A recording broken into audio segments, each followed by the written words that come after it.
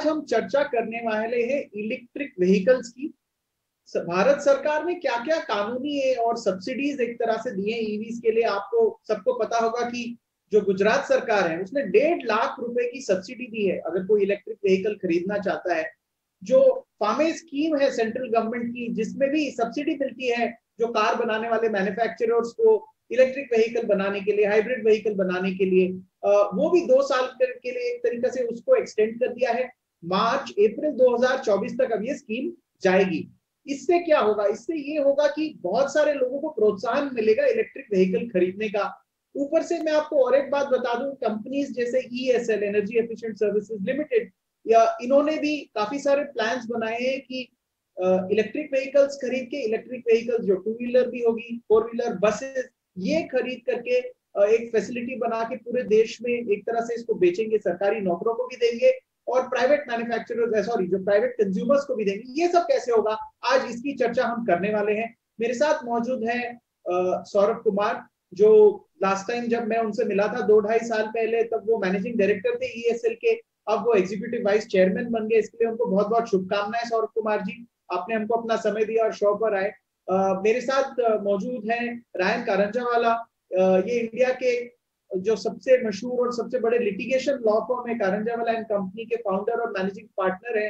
कई automobile companies को advice करते हैं, उनके लिए केसेस करते हैं, बाकी सारी चीजों में इन्वॉल्व है। मेरे साथ और सौरभ जी मौजूद हैं, जो भी ऑटो एंथुजियास्ट है इस कंट्री में, उनको ऑटो कार इंडिया के फाउंडर या एडिटर के बारे में नहीं पता। ये मुझे ऐसा, इसमें मुझे अगर एक तरीके से शौक होगा अगर मुझे पता चलेगा। हरमज स्वराज जी को सब जानते हैं, तो हरमज, थैंक यू, आप शो में आए। सबसे पहले मैं जाऊंगा सौरभ कुमार जी के पास। सौरभ कुमार जी, आप क्या मुझे बता सकते हैं कि ईवी के स्पेस में अगले 2-3 साल में क्या होने वाला है? धन्यवाद तरुण जी, आपने इस शो में हमको बुलाया। काफी सारी चीजें अभी आपने देखा होगा पिछले 1 महीने में हुई है, मैं एक एक करके उसका उल्लेख करना चाहूंगा। सबसे पहले तो भारत सरकार ने फेम 2 सब्सिडी, जो कि 10,000 करोड़ की सब्सिडी जो 2019 में शुरू हुई थी, आपने बताया कि उसको 2 साल एक्सटेंड किया गया है। साथ में उसको रीमॉडल भी किया गया है और एकदम शार्प फोकस रहा है 3 चीजों पे। नंबर 1 है कि 3 व्हीलर्स, जो इलेक्ट्रिक 3 व्हीलर्स हैं, आज बहुत सारी लॉजिस्टिक कंपनीज, बहुत सारी लास्ट माइल डिलीवरी उस पर हो रही है, ऑटोज आपके बहुत है, तो 3 लाख ऑटो को एग्रीगेट करने का जिम्मा हमको दिया गया। कोई जरूरी नहीं कि हम परचेज करके उसको बेचे, बट एग्रीगेट करके फाइनेंसिंग लाके हम उसको आगे दाम कम करके उसको और प्रोत्साहन दें। दूसरा, ये सोच है सरकार की कि हम कुछ सिटीज में इसका डेमोन्स्ट्रेशन इफेक्ट लेके आए, लाइट हाउस सिटीज बनाए। तो 40 लाख से ज्यादा पॉपुलेशन वाली 9 सिटीज में 9,000 बसों को, इलेक्ट्रिक बसों को ओपेक्स मॉडल पे, ये कैपिटल मॉडल पे नहीं, ओपेक्स मॉडल पे इसको लाया जाएगा। और तीसरी चीज जो है, अगर जो 2 व्हीलर्स की सब्सिडी है उसको 10,000 रुपए पर किलोवाट आवर से बढ़ा के 15,000 रुपए पर किलोवाट आवर कर दिया गया है। और इसके साथ ही साथ अगर आप देखें, बहुत सारे स्टेट्स ने भी अपनी अपनी पॉलिसी बनाई है, निकाली है। गुजरात आपने बोला, अभी लास्ट वीक उन्होंने पॉलिसी अनाउंस की है, जिसमें कि और ज्यादा इंसेंटिव है फेम से ज्यादा, फेम के इन एडिशन टू फेम जैसे कहा जाए। दिल्ली ने भी किया और कई सरकारों ने किया है। इसका बेसिक ये है कि आगे आने वाले 2 या 3 वर्षों में भारत एक ईवी का बहुत बड़ा मार्केट बने, जिससे कि मैन्युफैक्चरिंग भी यहाँ हो। अगर आपने देखा होगा, PLI स्कीम भी भारत सरकार लेके आई है, जिसमें बैटरी मैन्युफैक्चरिंग की बात है, इलेक्ट्रॉनिक मैन्युफैक्चरिंग की बात है। तो ये एक बड़ा कॉम्प्रिहेंसिव सा मॉडल है। प्लस फेम 2 में 1,000 करोड़ रुपए चार्जिंग इंफ्रास्ट्रक्चर के लिए भी रखे गए हैं, जो कि ऑलरेडी काम शुरू हो गया है। तो एक ये पूरा इकोसिस्टम बनाने का प्रयास है और बहुत सारी गाड़ियां रोड पे लाने का एक जिम्मा भारत सरकार और स्टेट गवर्नमेंट ने उठाया है। अच्छा, कारंजावाला जी, आपने देखा जो सौरभ कुमार जी वो कह रहे थे, भारत सरकार ने एक तरीके से जिम्मा उठाया है कि वो ईवी को प्रमोट करेंगे। आप सरकार में बात करते हैं काफी लोगों से, आप मुझे बताइए, आप जब ये गुजरात सरकार का डिसीजन देखते हैं, आप देखते हैं कि आज की तारीख में दिल्ली में बहुत सारे जो सरकारी नौकर हैं वो इलेक्ट्रिक व्हीकल्स में घूम रहे हैं। फिर आपने मोदी जी का स्टेटमेंट भी देखा, प्रधानमंत्री मोदी जी ने कहा कि हमको ग्रीनर ग्रीन होना है। As a country renewable energy पे फोकस है। एज अ कंट्री जितना हम एक तरीके से पोल्यूशन रोक सके इस पर फोकस है, उन्होंने कई जगह जाके बोला है। आपको क्या लग रहा है गवर्नमेंट किस तरफ पूरे एक तरीके से लोगों को ले जाना चाहती है ईवी के कैटेगरी? सरकार बिल्कुल सही तरीके से चल रही है, एब्सोल्युटली राइट डायरेक्शन में जा रही है। आप हिंदुस्तान के बाहर भी देखो तो आपको लगेगा कि बहुत से कंट्रीज इलेक्ट्रिक मोबिलिटी के लिए स्विच कर रहे हैं। जैसे नॉर्वे में तीन तीन चार साल के बाद कोई भी पेट्रोल की गाड़ी बिकी नहीं जाएगी। जापान और यूएसए में ऑलरेडी इंसेंटिव दी जा रहे हैं इलेक्ट्रिक व्हीकलों को। हिंदुस्तान में भी ये एक बहुत, जैसे सौरभ जी ने समझाया हमें, बहुत डिटेल में शुरू हो गया है। फॉर एग्जाम्पल, जहां तक दिल्ली की बात है, दिल्ली में ये स्विच इलेक्ट्रिक प्रोग्राम बन गया है और लोगों ने ऑलरेडी, सरकार ने ऑलरेडी कह चुका है कि डिलीवरी व्हीकल्स मार्च 23 तक 50% उनको इलेक्ट्रिक होने चाहिए। मुझे लगता है डिलीवरी व्हीकल्स में taxis, auto rickshaws, may be even courier, जो कुरियर चलाते हैं, डिलीवरी सिस्टम्स चलाते हैं। और उन्होंने ये भी कहा है कि मार्च 25 पर 4 साल के बाद 100% इलेक्ट्रिक होना चाहिए। तो सरकार बिल्कुल सही तरीके से जा रही है, ज्यादा ग्रीन जा रही है, इलेक्ट्रिक व्हीकल्स को स्विच करने की तरफ जा रही है। उसमें थोड़े से प्रॉब्लम्स भी आएंगे। फॉर एग्जाम्पल, आपको एक चार्जिंग का इंफ्रास्ट्रक्चर लगाना पड़ेगा। सौरभ जी ने आपके पहले शो में हमें समझाया था कि वो क्या कर रहे हैं चार्जिंग इंफ्रास्ट्रक्चर लगाने के लिए। एक दो और भी प्रॉब्लम जो हुरमज आपको समझाएगा, गाड़ी का रेंज, गाड़ी के डिफरेंट चॉइसेस, अभी मॉडल्स कम हैं हिंदुस्तान में। तो ये सब चीजें देखनी पड़ेगी। पर जो इनिशिएटिव है, जो शुरू हुआ है, वो बहुत अच्छा वाला है। और इम्पोर्टेंट ये है कि India is a great market for vehicles. अब ऑन अ क्लीन स्लेट पर इलेक्ट्रिक व्हीकल यदि इधर से शुरू हो तो फिर एक बहुत बड़ा मार्केट हिंदुस्तान के अंदर दोबारा फॉर द फर्स्ट टाइम पैदा हो जाएगा। Okay okay. हरमज, आपने तो जैगवार हो, टेस्ला हो, पोर्श हो, आपने सारी ईवीज चलाई हैं काफी लंबे एक तरीके से रूट्स पे, पूरे देश भर में आपने और विदेशों में भी आपने गाड़ियां चलाई हैं। क्या आप मुझे ये बता सकते हैं कि इंडिया में स्पेसिफिकली ये सब गाड़ी चलाने में अड़चनें क्या है, तकलीफें क्या है, और क्या इसको कैसे सुधारें हम? देखिए, ईवी अपने देश में चलाने में ये तकलीफ आती है जब हम सिटी के बाहर जाते हैं, शहर के बाहर जाते हैं। शहर के अंदर क्वाइट ऑनेस्टली इतनी तकलीफ नहीं है, क्योंकि डिस्टेंस, दूरी तो कम है। Charger, most EV owners charger घर पे इंस्टॉल कर दिए, नहीं तो ऑफिस पे कर दिए। तो इतना तो प्रॉब्लम मुझे लगता नहीं है। मैंने भी तो अभी बहुत महीने, अभी साल भी हो गया मैं ईवी चलाता हूँ।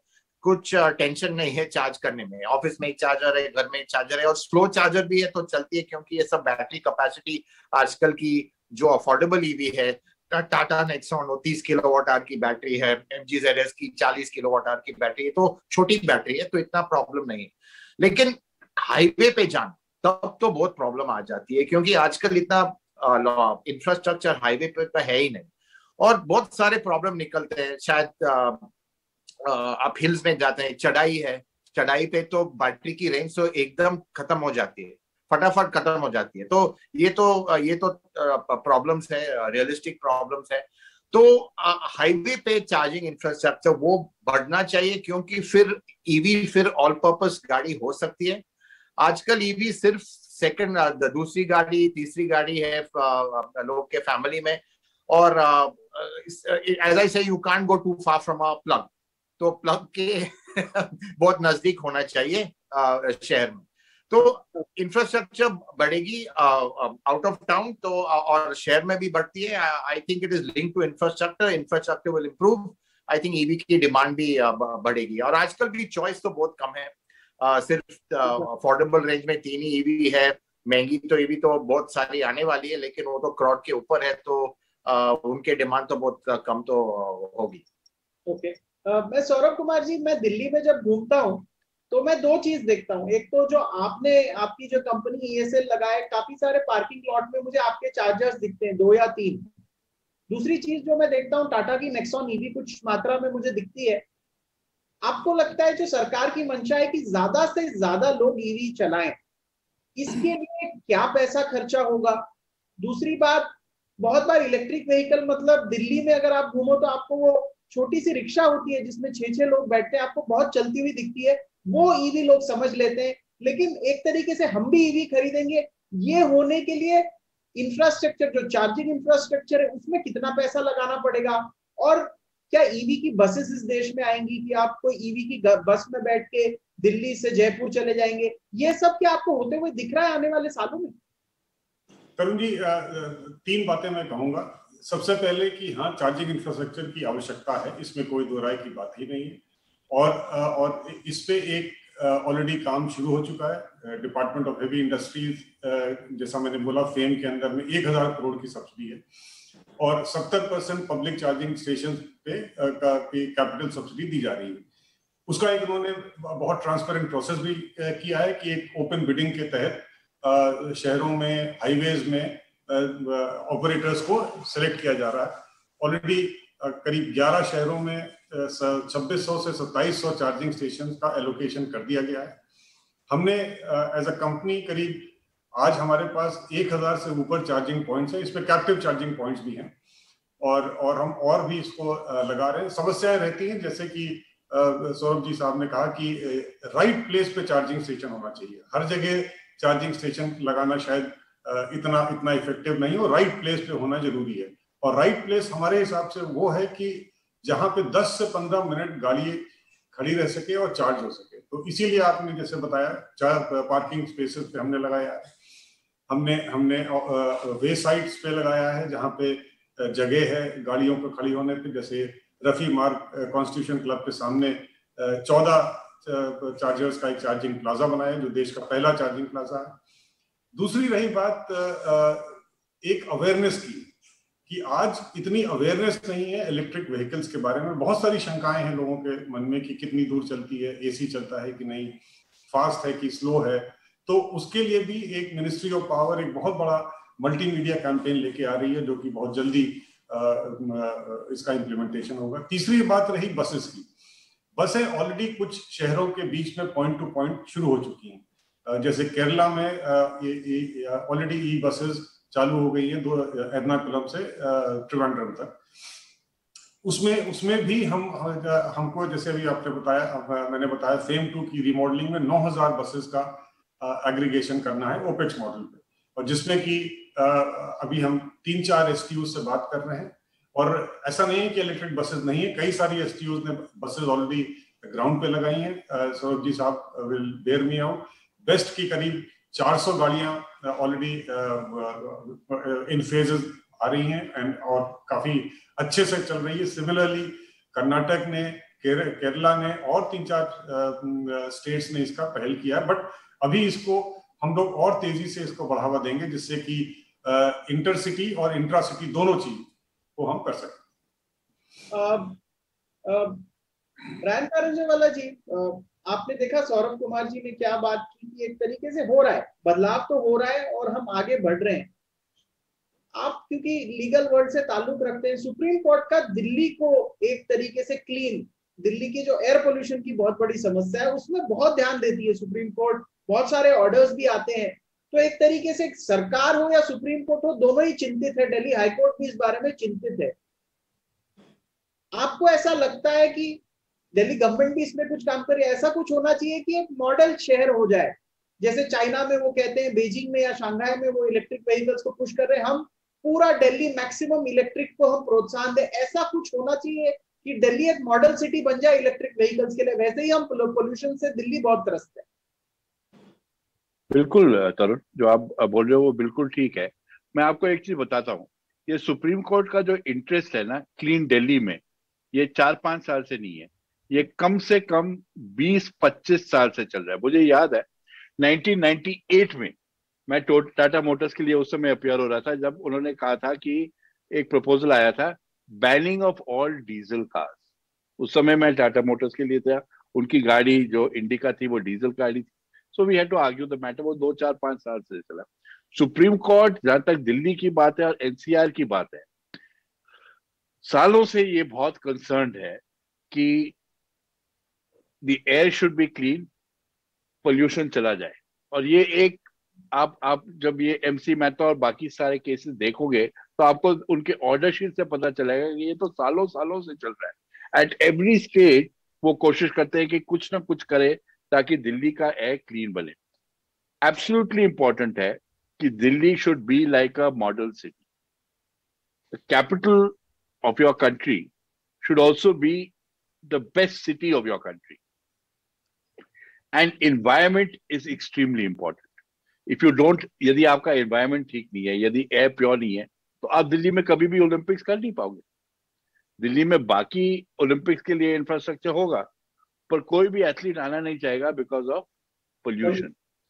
जब पीकिंग में ओलंपिक्स हुए थे तो उन्होंने तो पूरी सिटी को बदल दी थी सालों से। जब लंदन में 50s में पोल्यूशन चला था तो उन्होंने एनवायरमेंटल एयर एक्ट करके पूरी की पूरी एटमोस्फेयर को बदल दिया है। तो ये तो बिल्कुल जरूरी है कि Delhi government, central government, supreme court सारे इकट्ठे मिलके और पीपल सारे इकट्ठे मिलके एक इस तरीके से चले। और इसलिए इतना इंपॉर्टेंट है कि over the period of time आप इलेक्ट्रिक व्हीकल्स को स्विच करो। अभी इनफैक्ट मुझे ये नहीं पता why they don't subsidize also and why they don't give incentives to hybrids, because a hybrid vehicle which is running on petrol and electricity is still better than a pure petrol or a pure diesel vehicle. So ये तो है ही, it should be done. ठीक है, मैं हॉर्मस के पास जाना चाहूंगा। दिल्ली देश की राजधानी है, मुंबई फाइनेंशियल कैपिटल है, सर्किट्स होते हैं पूरे देश में। अगर आप दिल्ली को एनलार्ज करेंगे तो एनसीआर बन जाता है। 10 करोड़ लोग रहते हैं एनसीआर में। देश का 1/13 पॉपुलेशन सिर्फ एनसीआर में रहता है। अगर आप मुंबई पुणे नासिक कॉरिडोर ले लेंगे तो एक बहुत बड़ा पॉपुलेशन रहता है। हम क्या करते हैं भारत देश में, जब पॉलिसी बनाते हैं तो हम कहते हैं ओके आप मैन्युफैक्चरिंग प्लांट उत्तराखंड में लगाओ, इधर लगाओ। पर अगर आप देश के सबसे विकसित, दुनिया के सबसे विकसित देशों को रखें, सारे प्लांट वो लगाते हैं पोर्ट्स के नजदीक। तो आप देखें कि चाइना का सारा डेवलपमेंट पोर्ट्स के नजदीक है। मैं ये क्यों कह रहा हूं, क्योंकि अगर आपको ईवी को भी पुश करना है तो हॉर्मस, क्या आपको एक लगता है कि गवर्नमेंट को कुछ कॉरिडोर्स, कुछ एरियाज सोच के वहां पे सारा इन्वेस्टमेंट डालना होगा पहले, कि यहाँ के 8-10 करोड़ लोग मैक्सिमम ईवीज यूज करते हैं। देश का जो फाइनेंशियल राजधानी है और देश की जो कैपिटल है, दोनों में आपको टोटल इंफ्रास्ट्रक्चर मिलेगा। आपको ऐसा लगता है कुछ होना चाहिए? देखिए, लोकेशन जहां ईवी बनाते हैं वो तो बिल्कुल अलग बात है, और आई थिंक जो गवर्नमेंट प्रमोट करने की है तो ज्यादा इंसेंटिव देना चाहिए। और क्योंकि आजकल क्या है, जो रियलिटी है, ईवीज तो 4 व्हीलर में तो बहुत महंगी, क्योंकि बैटरी कॉस्ट ऐसा है। बैटरी हम तो यहाँ बनाते नहीं, सेल लेवल बैटरी नहीं बनाते, वो तो इम्पोर्ट करना है। तो वो गैप जो है आईसी इंजन और ईवी की, अब तक तो बहुत बड़ी है। तो मेन चीज is we need to get an affordable EV. तो ये फोकस होना चाहिए, और ये गवर्नमेंट ऑनेस्टली की फोकस नहीं, ये तो ऑटो मैन्युफैक्चरर्स की फोकस है। जब तक हमको या इस देश में एक ईवी 10 लाख के नीचे नहीं होगी 10 लाख तो प्रॉब्लम है। 10 लाख के नीचे अभी ईवी तो है, सौरभ जी ने हम बताएंगे, उनके भी ईवी 10 लाख के नीचे है, लेकिन वो तो लो वोल्टेज ईवी है, वो तो बहुत कॉम्प्रोमाइज है उसमें। हमको हाई वोल्टेज ईवी जो नॉर्मल गाड़ी जैसी चलती है, एक्सपीरियंस है, वो चाहिए। 300 वोल्ट के ऊपर आर्किटेक्चर। ये 72 वोल्ट ईवी थोड़ा स्टॉप गैप है। तो hybrid is a good option also, जैसे रायन जी ने बोला, लेकिन उनके भी लिए इंसेंटिव चाहिए, क्योंकि हाइब्रिड तो प्रॉब्लम है, तो बहुत महंगी भी है, क्योंकि इलेक्ट्रिक मोटर की कॉस्ट कैरी करना है और इंजन की भी कॉस्ट करना कैरी, तो बहुत महंगी हो जाती है। इसलिए हाइब्रिड को इंसेंटिव देना चाहिए। और मेरा एक्सपीरियंस हाइब्रिड, मैं भी एक टोयोटा कैमरी चला रहा हूँ, नीचे है, शहर में तो प्योर इलेक्ट्रिक में चलाता हूँ। 6-7 किलोमीटर ऑफिस तक मैं प्योर इलेक्ट्रिक में जा सकता हूँ। और जब मैं पेट्रोल में देखता हूँ 18 किलोमीटर पर litre, 17 kilometre litre, Maruti Alto से भी और एफिशिएंट है। तो ये हाइब्रिड्स को अनफॉर्चुनेटली इग्नोर हुआ है, लेकिन वो भी तो अलग बात है। लेकिन मुझे आपकी बात से याद आता है, पीयूष गोयल जी ने मुझे कहा था, जब वो पावर मिनिस्टर थे, उन्होंने उस टाइम अपनी होंडा अकॉर्ड बेच के कैमरी ली थी। और उन्होंने कहा मेरे कितने पैसे बच रहे हैं हर महीने मुझे पता चल रहा है, काफी पैसे बच रहे थे उनके। बोले मेरा बजट, और वो चार्टर्ड अकाउंटेंट है तो पैसा जानते हैं, तो वो कह रहे थे मैंने एक तरीके से पता रखा है कि काफी पैसे बच रहे हैं। बट आप बताइए। नहीं, हाइब्रिड तो स्टॉप गैप सोल्यूशन तो है, लेकिन going forward I think manufacturers को लो कॉस्ट ईवी तो मार्केट में देना चाहिए, फिर उससे इंफ्रास्ट्रक्चर बढ़ेगी, उससे चार्जिंग की इंफ्रास्ट्रक्चर की डिमांड होगी। थोड़ा चिकन एंड एग सिचुएशन है, लेकिन we need a low cost EV for things to take off. Saurabh Kumar ji के पास जाऊंगा। सिलिकॉन वैली कैलिफोर्निया में अगर आप बहुत बड़े सीईओ हो, वाइस प्रेसिडेंट हो, अच्छे ओहदे पर हो, और अगर आप इंटरनल कंबशन इंजन की गाड़ी चलाते हो, तो मुझे यह बताया गया है, जो मेरे फ्रेंड्स आ रहे थे, आपको इज्जत से नहीं देखा जाता। आपको देखा जाता है कि आप एक ओल्ड इकोनॉमी को प्रोत्साहन दे रहे हो। पर यही है, यदि अगर कोई हाइब्रिड गाड़ी चलाओ, जैसे एक टोयोटा की हाइब्रिड गाड़ी आती है जो इंडिया में नहीं आती है, हॉर्मस बता पाएंगे क्या नाम है उनका? प्रियस। हाँ, वो चलाओ या कोई ऐसी गाड़ी चलाओ, तो आपको देखा जाता नहीं है एनवायरमेंटली कॉन्शियस है, साइकिलिंग करते हैं। तो एक ना अर्बन सेंटर्स में ये होता है कि लोग एक दूसरे को देखते हैं और चीजें बदलते हैं, एक पीयर इफेक्ट कहते हैं हम इसको इंग्लिश में। आपको क्या लगता है कि हमारे देश में जो भी अर्बन सेंटर्स है, हैदराबाद, चेन्नई, मुंबई, कैलकाटा, एनसीआर, हमको यहाँ फोकस करके सारा इंफ्रास्ट्रक्चर यहाँ क्रिएट करना चाहिए, ताकि जहां मैक्सिमम गाड़ी और मैक्सिमम पोल्यूशन है, और ये शहर में रहने वाले लोग शहर में ही घूमते हैं, घर से दफ्तर जाते हैं, दफ्तर से घर आते हैं। हर घर में अगर आप देखें तो 4 लोग रहते हैं, तो 2 गाड़ियां तो हैं आजकल, क्योंकि शहर में आप देखें कि सब पुरुष भी नौकरी करते हैं, महिलाएं भी नौकरी करती हैं। आपको लगता है नीति आयोग को इसके ऊपर कुछ प्लान करना चाहिए, या आपकी कुछ उसमें आपके थॉट्स क्या है इस विषय पर? तरुण जी, ये जो जैसा मैंने बोला कि जो अभी रीमॉडल फेम स्कीम है वो बड़ी फोकस स्कीम है। उन्होंने एग्जैक्टली जो अभी पूरे आपके पैनलिस्ट और आपके भी जो विचार हैं उसी हिसाब से चला जा रहा है कि हम अभी 500 सिटीज में ना जाके हम सिर्फ 9 लाइट हाउस सिटीज जो 40 लाख से ऊपर पॉपुलेशन है, दिल्ली, मुंबई, हैदराबाद, बैंगलोर, चेन्नई, कोलकाता, इसमें हम ज्यादा से ज्यादा गाड़ियां, जिसमें कि 2 व्हीलर 3 व्हीलर, मैं एक बार और चीज बताना चाहूंगा कि सिर्फ 4 व्हीलर पे फोकस नहीं है। 4 व्हीलर आज हमारे as a percentage of vehicle 12 से 15 से या 20% है, ज्यादातर आपके 2 और 3 व्हीलर हैं। इसीलिए इस फेम 2 पे पुश सबसे ज्यादा 2-3 व्हीलर और आपके बसेस पे है, और 9 लाइट हाउस सिटीज पे, जहां पे एक तो व्हीकल्स को चेंज ओवर, जिससे कि एयर पोल्यूशन का डायरेक्ट इम्पैक्ट है। दूसरा, जैसा आपने बोला कि ग्रीनिंग द ग्रिड, जैसे जैसे रिन्यूएबल एनर्जी बढ़ रही है, हमारी जो ट्रांसपोर्टेशन में जो एमिशन है वो भी कम होते जाएंगे, और हमारा काफी बड़ा एमिशन है रिन्यूएबल एनर्जी का। और तीसरा, ये सस्ती है। आज अगर हम इलेक्ट्रिक 2 व्हीलर चलाते हैं, दिल्ली में हम चार्ज करते हैं 8 रुपए पर किलोमीटर पे, मेरी कॉस्ट ऑफ रनिंग 15 से 20 पैसे पर यूनिट है।